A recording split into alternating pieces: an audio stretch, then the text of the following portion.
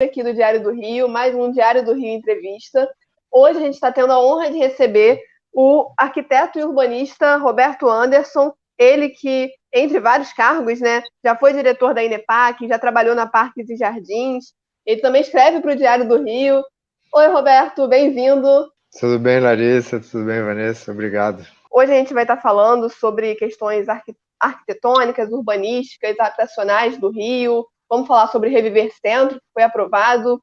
Vamos falar sobre o Rio ser a capital mundial de arquitetura, entre muitas outras coisas, né? A gente teve ontem, como a Larissa falou, a aprovação do projeto Reviver Centro na Câmara de Vereadores do Rio. Você, enquanto urbanista e estudioso do assunto, a gente gostaria de saber qual a sua opinião a respeito, o que você está pensando em relação a esse projeto. Eu até escrevi um artigo para o Diário do Rio sobre o Reviver Centro, mas nesse artigo eu acabei me concentrando numa questão que era particularmente estranha, que era a questão da operação interligada, e que acabou sendo aprovada, infelizmente. A operação interligada é um instrumento que nem o Estatuto das Cidades comporta, então é uma coisa muito estranha que a prefeitura tenha incluído isso e vai fazer. Voltando um pouco atrás, acho que sim, é importante que a gente pense o centro. Há muito tempo há um processo que a gente vem discutindo esse esvaziamento do centro e algumas tentativas vêm sendo feitas. Por exemplo, quando o Conde foi prefeito, Luiz Paulo Conde foi prefeito, ele alterou uma legislação que era da década de 70, se não me engano, que proibia a construção de residências no centro, na área central do Rio de Janeiro, que era a consagração na legislação de uma visão urbanística totalmente ultrapassada, que a gente chama de funcionalismo, de separação das funções, onde você trabalha, você não mora, onde você mora, você não trabalha, o que é um equívoco dentro de uma cidade. Gerou o centro vazio à noite, perigoso, etc. Mas o centro do Rio, essa alteração na legislação não chegou a gerar efeitos importantes, porque de lançamento que houve desde então, só mesmo importante, só mesmo cores da cidade lá na Lapa. E depois não mais, não vimos mais, né? Acho que agora, com a pandemia, a coisa ficou muito, muito séria e é uma área que precisava, sim, de ter um olhar. Então é bem-vinda uma legislação que pense o centro. Mas essa legislação ela tem uma série de problemas. O primeiro deles é pensar isoladamente a cidade. Nós estamos no meio de uma discussão de um plano diretor, o plano diretor é decenal, ele vai ser revisto, então teria sido importante que tudo fosse discutido dentro do âmbito do plano diretor. Aí você, de repente, tira um assunto de suma importância para a cidade, trata ele separadamente do resto da discussão da cidade. Então, isso eu já acho equivocado. Segundo equívoco, a meu ver, é não incluir a área portuária nessa discussão, como se a área portuária tivesse sido um sucesso, que não foi, né? O projeto Porto Maravilha, ele parte de premissas também corretas, de que é uma área com infraestrutura, próxima ao centro, etc., que precisaria ser habitada e ser renovada, etc. Mas não deu certo. A formatação que se pensou para lá gerou que nada acontece. Eu até levanto nesse artigo que eu escrevi uma discussão que a gente vai ter que enfrentar em algum momento, que outros países enfrentam, né, já enfrentaram, que é o poder público, ele realmente é o regulador do uso do solo. E não pode ser pela metade, não pode ser, ele tem que ser por inteiro. Então, enquanto a prefeitura falava que queria trazer investimentos imobiliários para a área portuária, na administração anterior do Eduardo Paes, ela, ao mesmo tempo, criava incentivos para a construção na Zona Oeste, na Barra, no Recreio. Então, você fica uma coisa esquizofrênica, porque você está dizendo, olha, eu quero que invista aqui, mas eu te dou incentivo para você ir para lá. Então, isso é muito estranho. O poder público, no que eu estava falando, ele é o ente que deve direcionar o mercado imobiliário, dizer, olha, para o bem público, para a melhor organização do tecido urbano da cidade, nós agora acho que queremos que a prioridade seja a área portuária, o centro, etc. Então, vamos limitar a concessão de licenças para outras áreas. E o poder público pode fazer isso. César Maia fez isso na Zona Sul. César Maia meio que congelou as licenças na Zona Sul, na época que ele foi prefeito. Então, usar desse instrumento para você direcionar, porque agora, de novo, você criou uma série de incentivos, mas agora esses incentivos vão competir com a área portuária. Então, a área portuária onde você não tem incentivo, você tem que pagar uma CEPAC para construir, vai ficar em enorme desvantagem com você. Então, esse tipo de projeto fracionado, não olhar para a cidade por inteiro, é um problema. Bom, e falando ainda do Reviver Centro, como você disse, é necessário que haja realmente algo para dar essa revigorada no centro do Rio. Mas você acha que o projeto, o Reviver Centro, é o suficiente para, não vou dizer resolver os problemas, porque é ser muito otimista falar que vai resolver 100%, mas para dar essa melhora que o centro precisa? Larissa, essa é uma pergunta que vale ouro, porque nem a própria prefeitura mostrou estudos que dissessem assim, olha, esse tanto de incentivo fiscal que nós estamos oferecendo será suficiente para gerar um interesse e contrabalancear, porque isso vai ser uma perda de arrecadação. A prefeitura está abrindo mão de arrecadação. O ideal teria que ser ela mostrar que os incentivos são suficientes e que a construção, as novas reformas, etc., trarão arrecadação suficiente para contrabalançar essa perda de receita com os incentivos. Nada disso foi mostrado, então a gente está muito no achismo. Podia ser mais incentivo, menos incentivo. Quem sabe o número certo? Nós não sabemos. Esse projeto ele foi muito rápido. Olha só, o prefeito entrou tem poucos meses e de repente a gente já provou uma lei que muda totalmente a organização do centro, sem que houvesse uma discussão mais aprofundada no CONPUR, que é o Conselho de Planejamento Urbano, as audiências públicas no meio de uma pandemia, em que você coloca em pé de igualdade pessoas que têm muito conhecimento do assunto, com populares, numa discussão aberta, cada um pedindo para falar, sabe? Isso não gera massa crítica para a gente ter uma noção quais são os verdadeiros problemas. Esperamos que sim, né? Esperamos que traga benefícios. Tem uma outra pergunta, mas vou também pedir para você explicar melhor para os nossos leitores, enfim. Quais são as regiões que são abrangidas? E uma outra questão que eu queria também que você falasse é sobre a questão das favelas. E o que a médio, curto e longo prazo, você, enquanto urbanista, consegue pensar para a resolução minimamente desses problemas? Então, em termos da abrangência do Reviver Centro, ele pega toda a área central, todo o centro, né, chamada segunda RA, que não é uma região uniforme, ela tem o que a gente chama da Lapa, área... Eu publiquei um livro que é baseado na minha dissertação de mestrado, que chama A Requalificação do Centro na década de 1990. Nesse livro eu faço um estudo das áreas homogêneas do centro, tentando identificar. Então a gente identifica o quadrilátero financeiro, a área próxima do aeroporto, a área da Central do Brasil, etc. Então nada disso é muito homogêneo.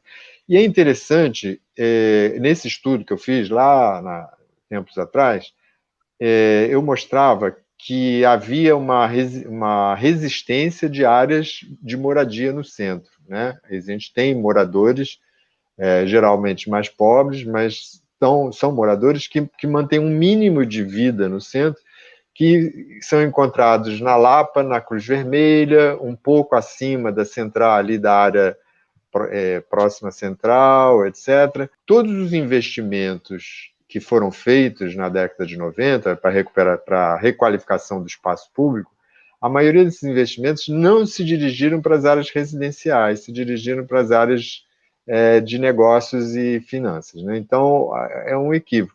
Então, a primeira coisa que acho importante a gente partir é não fazer o mesmo equívoco que aconteceu na área portuária, de considerar que é uma área vazia. O centro não é vazio, ele está esvaziado, isso é um processo histórico, vem desde a época do Pereira Passos, que expulsou os moradores pobres do centro. Havia muita gente Verdade. morando no centro, né? E aí Eles foram começa a expulsos. favelização, né? Inclusive. Exatamente. Nesse momento houve uma forte favelização na cidade, porque essas pessoas perderam a sua moradia. Começar tentando não gentrificar, não expulsar essas pessoas que resistiram, porque sem elas o centro estaria muito pior.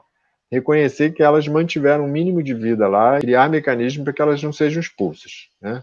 Essa é a primeira questão a gente pensar. Segundo, essa questão que você está colocando da favelização, a gente tem o problema é a carência de habitação social. Então, o projeto até fala em construção de habitação social, só que ele fala numa faixa maior, não a faixa mais pobre, de até 3 salários mínimos. Ela passa acima de 3 salários mínimos, que já é classe média. Então, não está contemplando pessoas mais pobres, o que já é um equívoco do projeto. Mas, digamos que a gente consiga, se consiga fazer habitação social, e em grande número, isso é um ativo importante para a cidade. Quer dizer, você incentiva a construção civil, que é um setor econômico muito importante, e, por outro lado, você freia o processo de favelização. Então, a gente tem que olhar para as favelas assim, existem aquelas já constituídas que elas são resultado do esforço coletivo de várias gerações. Começou com o avô, o pai, o tio, etc., que foram botando as suas economias ali. Então, o Favela Bairro, que era um projeto muito interessante, ele reconhecia isso, quer dizer, as economias populares foram colocadas ali naquilo que, para quem olha de fora, pode parecer um barraco, mas para quem está lá, é toda a sua economia, a economia de uma vida. É importante que o poder público urbanize essas favelas, traga saneamento, arruamento, etc., etc., né? Cultura. A gente tem que prevenir que haja um contínuo crescimento de favelas, porque a favela ela é a falência, ela é o atestado da nossa incapacidade de ter suprido a necessidade de moradia para as pessoas, né? Se ela continua crescendo, é sinal de que nós continuamos a não suprir essa necessidade. Então, são duas direções. Uma é as favelas já constituídas, que não estejam em área de risco, que não estejam em borda de rio, precisam ser urbanizadas. Agora, a gente tem que construir a habitação social, e agora a gente tem aí o centro, a área portuária, e não só, a gente tem ali o Caju é vazio, o São Cristóvão está esvaziado, a gente tem uma quantidade absurda de espaços da cidade podendo receber habitação, o que, se houvesse um programa sério, a longo prazo, que perpassasse mais de uma administração, isso não é um projeto para uma administração, um projeto a longo prazo, você conseguiria frear esse crescimento informal, de habitação informal, inclusive tirando as pessoas de estarem sujeitas ou ao jugo do tráfico ou das milícias, né? Então, que é mais um subproduto terrível do processo de favelização. Como a gente tinha falado lá no começo, né, sobre o Rio ter recebido o título de capital mundial da arquitetura, o Rio ganhou esse título, e eu queria saber o que isso pode impactar nas questões arquitetônicas e urbanísticas da cidade. Então, Larissa, esse título veio junto com o Congresso, né, o encontro da União Internacional de Arquitetos e Urbanistas, que vai acontecer agora, daqui a um mês e pouco.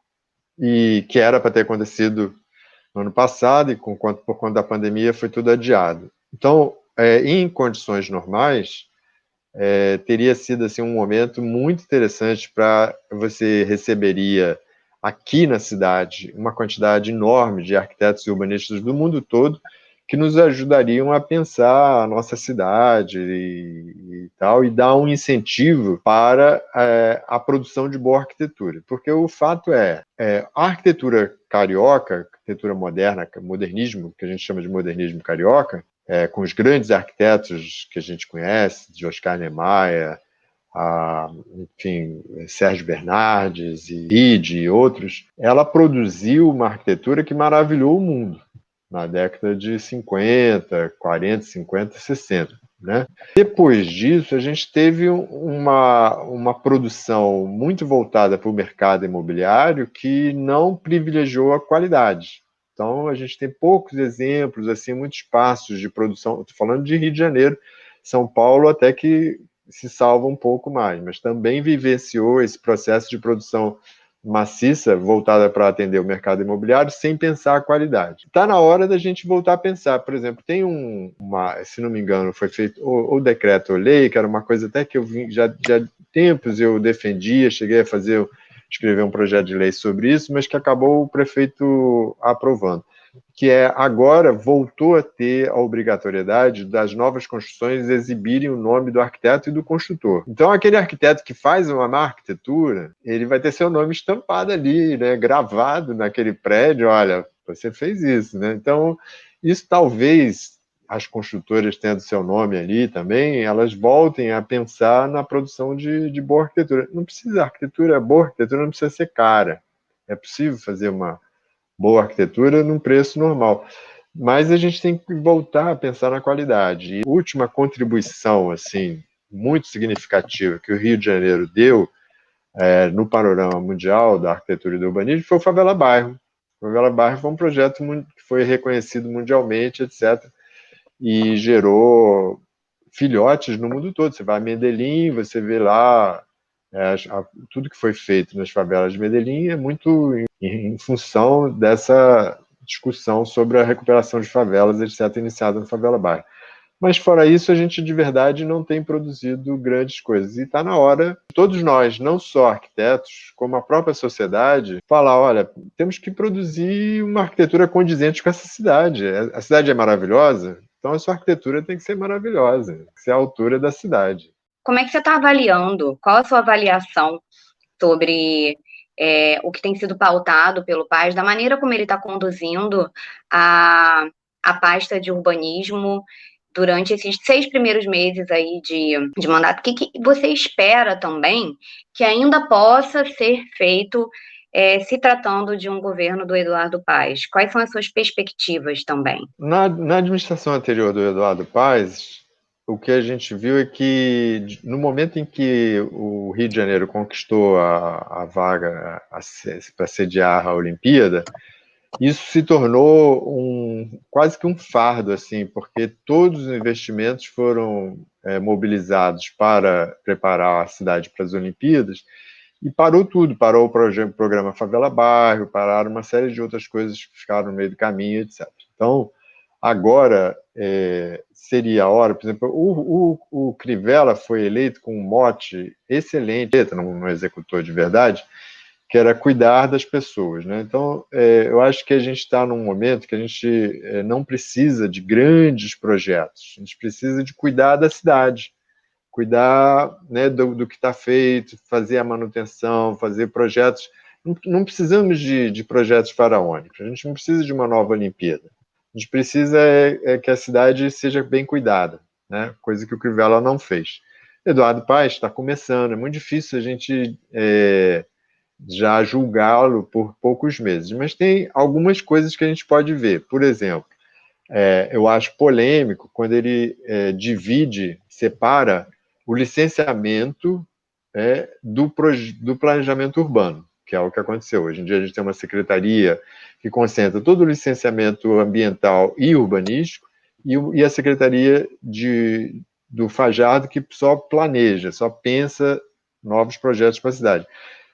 Isso, a meu ver, é muito problemático. Não pode haver... Óbvio que a área de licenciamento urbanístico, ela, às vezes, tem uma carga imensa e tal, mas esse licenciamento ele não pode estar separado do pensar a cidade, ele tem que estar conectado. É por isso que a gente acaba fazendo aquelas coisas de que você não congela, por exemplo, licenciamentos em áreas que não são prioritárias, deixando elas concorrerem com as áreas prioritárias, porque não está havendo uma visão ampla do problema. Então, essa primeira coisa, eu acho isso problemático.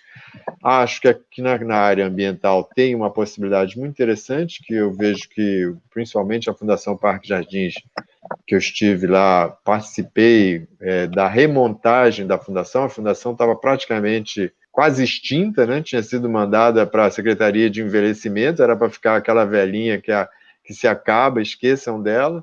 Então, ela foi recuperada, veio para a área ambiental. Eu participei ativamente da montagem da equipe, a equipe que está lá trabalhando, boa parte foi eu que convidei, etc. Acho que ali tem uma área muito interessante, porque está se falando da arborização da cidade, da questão como você pode enfrentar as questões da crise climática via mais arborização, mais áreas verdes na cidade. Então, ali também eu vejo um aspecto interessante. Hoje, no jornal, por exemplo, saiu a discussão sobre o BRT da Transbrasil. O BRT do Paz se propõe a terminar, eu acho fundamental, um projeto que vai trazer um tronco de transporte coletivo, né? Não é um metrô, mas bem pensado, bem planejado, ele pode, sim, resolver sérios problemas de transporte que vem desde a Zona Oeste, né? Passando toda a área da Avenida Brasil e tal. Então, ali eu vejo também uma coisa. Mas eu acho que, como eu falei, está um pouco cedo, mas a gente tem que torcer para que ele não caia na tentação de fazer coisas grandiosas, etc. Né? Lá, aqueles presidentes franceses sempre querem deixar a sua marca, né? São os reinados dos presidentes franceses. Então, aqui a gente tem os nossos prefeitos também têm essa tendência.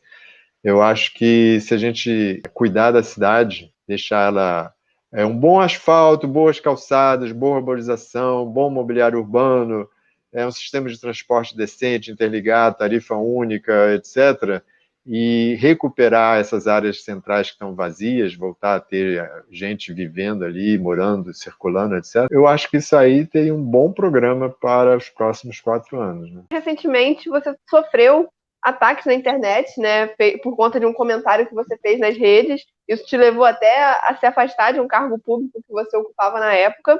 Eu queria saber como está a sua vida agora, como foi essa situação, né? Você contar um pouco melhor para a gente. Especificamente, o que você acha que a gente precisa fazer, o que o Brasil precisa fazer para sair dessa onda de ódio que a gente vive atualmente? Então, assim, no meu caso particular, eu fui vítima de uma situação assim que de verdade visava era o prefeito, né? O prefeito derrotou o Crivella, que era aliado do presidente, e isso devia estar entravado lá na garganta dos bolsonaristas. A primeira oportunidade que eles viram de pressionar o prefeito foi a minha postagem que poderia passar desapercebida como uma série de outras. Todo mundo está aí fala, chama ele de genocida, etc. e tal, e ninguém está criando muito caso. Mas ali houve uma possibilidade de atacar diretamente o prefeito e falar: prefeito, você vai ficar do nosso lado ou você vai atender, vai prestigiar essa pessoa que está se dizendo tão de oposição assim e tal. Foi um típico linchamento, cancelamento, né, que durou pouquíssimo tempo. Acho que o prefeito cedeu muito rapidamente, porque 2, 3 dias depois já não se falava disso. A turba já tinha passado para outro linchamento, para outra discussão, eu já era passado, né? Mas, infelizmente, o prefeito cedeu e você vê que, como eu falei, eu participei da montagem da equipe da Fundação Parque Jardins, eu trouxe os técnicos que estão lá e tal, e isso não interessa a essas pessoas, eles não querem saber se a cidade ganha, se perde, o que interessa é o uso político que se faz disso, né? Eu até estava conversando com o Felipe Lucena sobre isso no WhatsApp, dizendo, eu acho que a gente, mesmo, quer dizer, eu espero que a gente mude de governo na eleição que vem, mas isso não vai ser suficiente, a gente vai ter que ter um trabalho de longo prazo para desintoxicar, né? Igual você teve assim depois da Segunda Guerra Mundial, que os alemães até hoje discutem todos os erros cometidos, etc., e falam disso para que isso não se repita. A gente vai ter que conversar com as pessoas que enxergaram a possibilidade de embarcar numa aventura, né? Numa aventura totalitária, de apoiar alguém que defende a tortura. Isso devia ser uma interdição, né? Deveria ser uma interdição para qualquer pessoa que se sinta democrata votar em alguém que defende o torturador. Então, isso é um absurdo que muitos jovens, né, tenham embarcado nisso. Eu estava lendo um artigo muito interessante que saiu no El País ontem, ou anteontem, falando sobre justamente como essa classe que ascendeu, que conseguiu comprar a sua primeira moto, fazer um investimento, de repente ela se acha a parte dos mais pobres, ela começa a odiar esses mais pobres, a fazer participar desse movimento de cancelamento. Não queremos saber de políticas sociais, queremos formas de progredir, de sermos livres empreendedores, como se fosse possível, né? Você põe nas suas costas aquela sacolinha de entrega de comida, de não sei o quê, rala alucinadamente, pensa que está sendo independente no seu Uber, na sua bicicleta, mas você está se tornando, na verdade, um precarizado, né, do mercado, e lá no futuro, quando essas pessoas envelhecerem, elas vão sentir amargamente a falta de políticas sociais, de seguridade social, etc. Né? Eu queria que você falasse para a gente que outros lugares da cidade seriam estratégicos para também serem revitalizados. Então, Vanessa, na década de 90, foi convidado o Instituto de Urbanismo de Paris para vir ao Rio de Janeiro fazer uma discussão sobre o potencial de ocupação das áreas centrais do Rio. Eles estudaram, e é curioso porque de lá para cá nada mudou, então esse estudo está valendo. Eles estudaram o potencial construtivo que havia no centro, na área portuária, Caju e São Cristóvão. Quantificaram terrenos vazios, terrenos ociosos, prédios que poderiam ser renovados, etc. Dava uma quantidade gigantesca, absurda, de potencial construtivo. E eles mostravam que para que esse potencial construtivo se tornasse realidade, deixasse de ser apenas um potencial, equivalia ao quantitativo de licenciamentos no resto da cidade de em torno de 10 anos. Então, eles recomendavam isso que eu estava falando no início, que houvesse um congelamento do licenciamento em outras áreas. Não precisa ser um congelamento radical, que não se construa mais, mas você pode reduzir, criar cotas para as outras áreas e direcionar para essas áreas. Então, isso ainda está valendo. Né? A gente tem São Cristóvão, um bairro esvaziado, Caju. Imagina, o Caju está, em relação à Ilha do Fundão, a pouquíssimos metros de barco. Se você quisesse construir ali toda a área de residência para professores, estudantes, etc., e criasse um simples transporte marítimo que cruzasse um trecho muito pequeno da Baía de Guanabara, um braço mínimo, qualquer canoeiro faria isso, você teria ali um potencial enorme. E você vai ter a Transbrasil passando na porta do Caju. Né? Então, o Caju pode ser uma área também que poderia virar isso.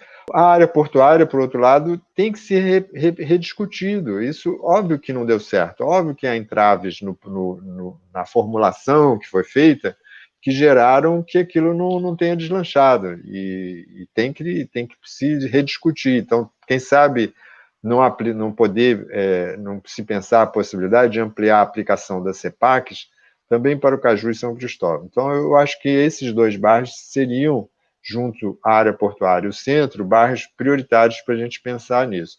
Mas quando a gente estuda a demografia da cidade, nos últimos censos, o que a gente percebe é que houve uma mudança. O Rio se mudou, fez as malas, o morador fez as malas, abandonou a Zona Norte e foi embora para a Barra e para a Zona Oeste. Sai de uma área que estava com infraestrutura, que tem a história, né? A história do samba, a cultura popular carioca tão forte na Zona Norte, bairros cantados em diversas músicas, né? E de repente esses bairros foram abandonados, houve uma queda populacional gigantesca nesses bairros e muita favelização. Então, por um lado, as pessoas saíram das áreas formais desses bairros, indo para a Zona Oeste e Barra e tal, aumenta a favelização. Então, outra área, que, a meu ver, que é prioritária para a gente pensar é essa Zona Norte. Porque nas últimas décadas, o que o Rio de Janeiro fez? Ele gastou um dinheiro enorme, imposto meu, seu, de todos, para construir infraestrutura numa área vazia, que era a Zona Oeste. A gente urbanizou a Barra, a gente urbanizou Jacarepaguá, etc., né? Enquanto que a Zona Norte estava urbanizada. Então, a gente vai continuar a fazer isso? Porque hoje em dia há uma tendência das famílias serem menores, morarem, não moram mais juntos, né? Pai, mãe, filho, todo mundo junto. Talvez com a pandemia todo mundo tenha sido forçado a isso, mas voltando a uma situação normal, as pessoas são núcleos familiares menores.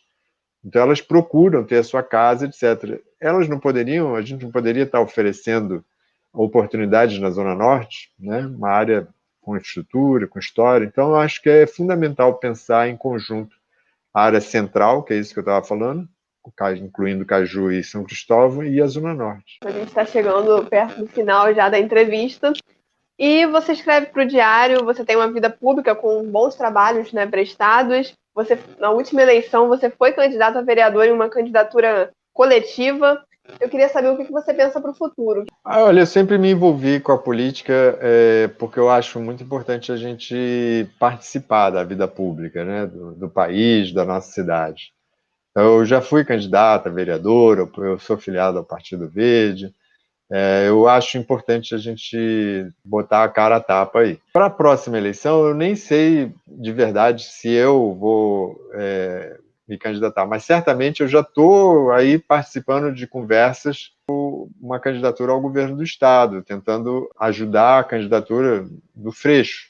Eu tenho participado de discussões, tentando ajudar a criar essa frente de partidos, que eu acho interessante, porque ele está construindo uma frente que não se resume à esquerda, tentando atrair setores do centro, para a gente ter uma boa opção para o governo do Estado.